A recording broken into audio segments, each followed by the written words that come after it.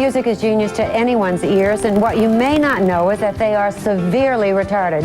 Meet these two incredible Rainmen next on Sonia Live.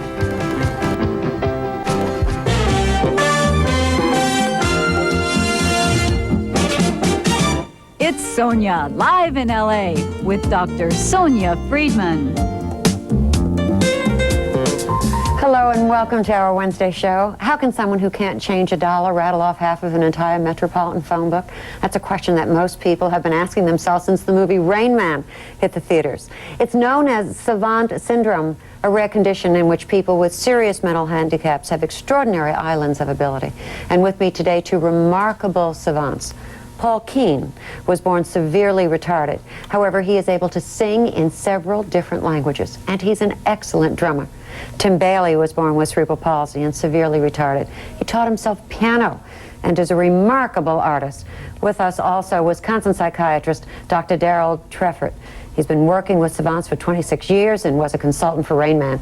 He's just released a book called Extraordinary People, Understanding the Idiot Savant. Welcome. Thank you. We must begin because I'm uncomfortable with the term idiot savant. And I don't want to be offensive to you because the book is extraordinary. But must we use that term? Where did it come from? Well, the term was originally coined 100 years ago in 1887 by Dr. Downs, who's better known for having named Down syndrome. And at that time, the term idiot was an accepted scientific classification for mental deficiency that didn't have the pejorative and sort of comical connotation that it has now. And he put that term together with savant, which is a French word meaning to know or knowledgeable person, because he said, here we have people who are retarded but have some spectacular area of brilliance that stands in contrast to the handicap. That coined a scientific term, and once a scientific term is coined and in the Index Medicus, it's very hard to get it out. I think Rain Man will help immeasurably because now people know about savants, and in the book I'm trying to make a case for using the term savant syndrome, and I hope we can finally put that term to rest. Mr. Keene and Mr. Bailey are sitting with us today, and Mr. Bailey, if you'd like to start to draw, we'd be happy to have you just start. And I think that the audience and I have to kind of ask, how are you and I going to talk about these two folks with them sitting there? I mean, aren't we going to make them terribly uncomfortable? No, they're very proud of how far they've come. They know where they started, and they know what their handicaps were and how they've dealt with those handicaps, and they don't feel at all apologetic or sensitive to the fact that they've had a handicap, and when you see what they've done in spite of their handicap, they don't mind talking about where they started. Mr. Bailey, are you handicapped? Cerebral palsy and mild retardation at birth. They had to use a high forceps, which led to brain damage. You don't seem very handicapped to me. I mean, do you know that there are certain things you just can't do? Yes. Like what? Drive a car. Well, why can't you do that? I am not a fast reader, and there are some words that I have trouble pronouncing, but other than that, what the ability is that I can be able to learn how to do some stuff. Or Dr. Treffert, does Mr. Bailey have a pretty good idea of what he can and can't do? I mean, sure. What are the differences? I mean, I wouldn't know if I met him, I don't think.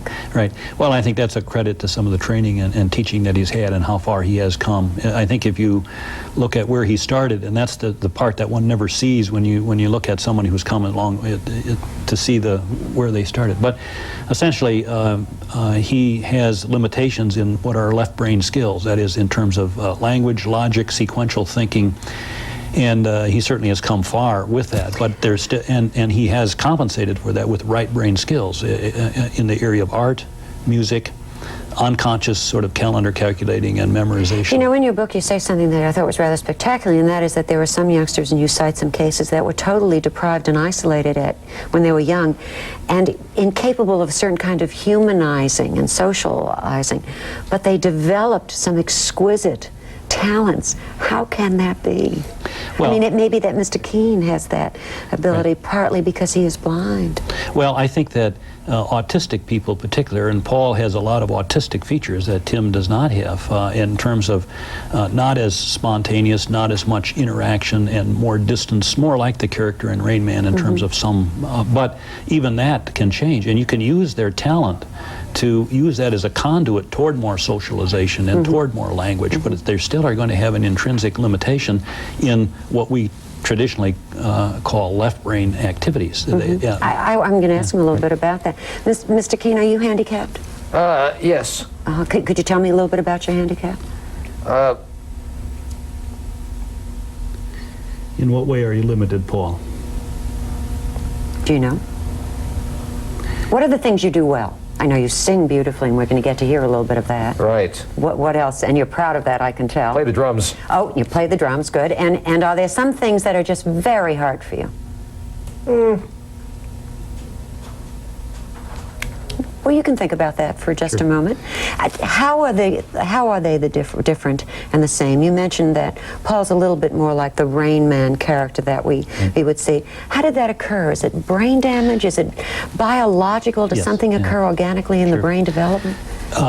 Savant syndrome occurs in two conditions, either mental retardation of severe degree or mild degree, and Tim demonstrates that disability, or it can occur in autism, and Paul more demonstrates autistic features. Those are both biological disorders of the brain. Can you recover from autism? Well, one can't recover from autism in the sense that it disappears, but you certainly can make gigantic strides in dealing with some of the handicaps that are there. But they are both disorders of the brain. They are. It's not a mental illness in the sense of an emotional disorder. Paul does something else that we often see with autistic persons. He rocks. Yes, that's correct. Why does that happen? Well, the autistic individuals have problems with sensory input system. In fact, they're so bombarded by stimuli that they try to narrow the world down to a few areas that they can manage, and also that is one of those areas movement in the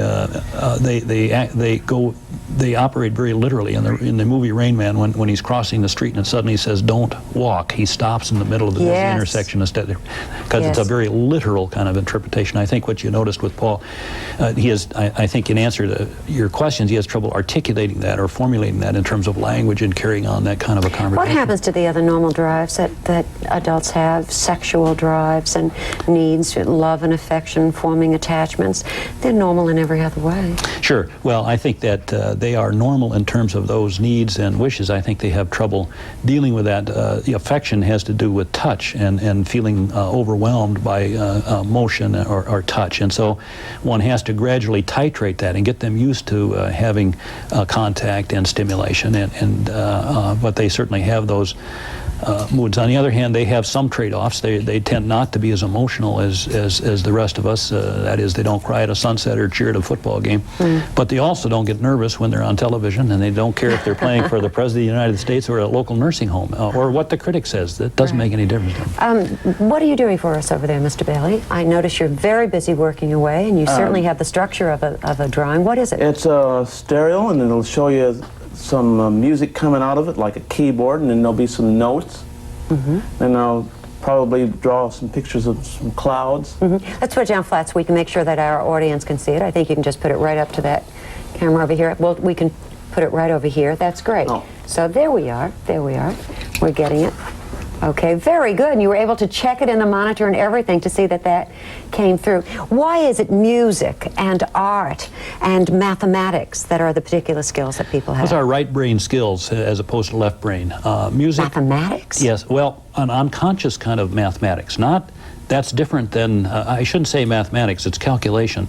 The kind of calculation that they do is an unconscious. They have no concept of formulas or whatever. It's it's memory or calculating without reckoning.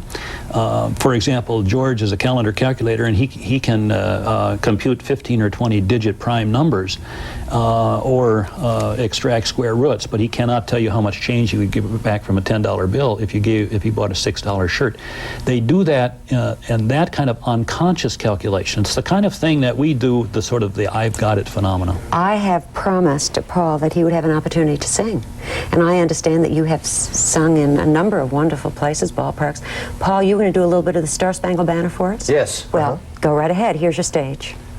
Oh, say, can you see by the dawn's early light You don't have to stand. We'll what forgive so you this time. proudly we hailed at the twilight's last gleaming, whose broad stripes and bright stars through the perilous fight o'er the ramparts we watched were so gallantly streaming. And as Paul continues, we're going to invite you to join us. We'll talk about savant syndrome. We want to thank these gentlemen for being with us, and we'll be continuing with you, Doctor, at 213-469-5533. Join us.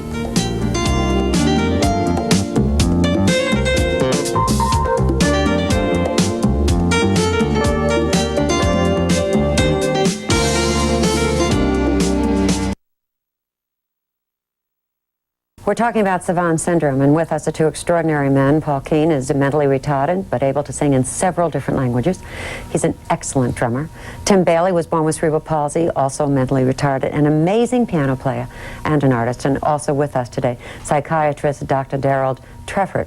He worked with savants for 26 years and was a consultant on the movie Rain Man. Let's take some questions, and then we've asked our gentleman to stay so we can see the finished product that Mr. Bailey has. And Mr. Keene, I understand, knows everything there is to know about rock and roll. Right, so we're going to quiz him a little bit. Sure. Jerry from Michigan with us now. Hi, Jerry.